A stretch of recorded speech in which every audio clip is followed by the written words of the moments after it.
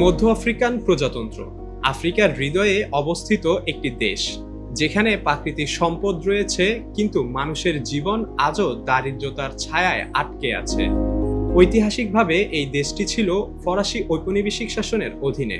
ফরাসিরা সম্পদ লুটেছিল, স্থানীয় অর্থনীতি ভেঙে দিয়েছিল এবং স্বাধীনতার পরেও দেশটি যেন সেই বিশৃঙ্খলা থেকে মুক্ত হতে পারল না।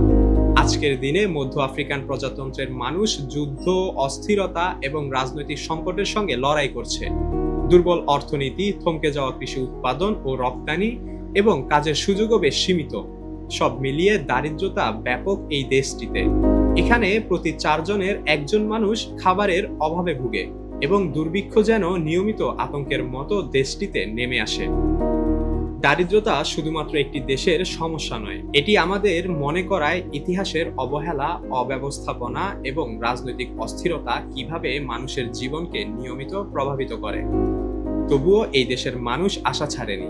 স্থানীয় উদ্যোগ, শান্তির প্রচেষ্টা এবং আন্তর্জাতিক সহায়তা ধীরে ধীরে আলো দেখাচ্ছে দেশটিকে।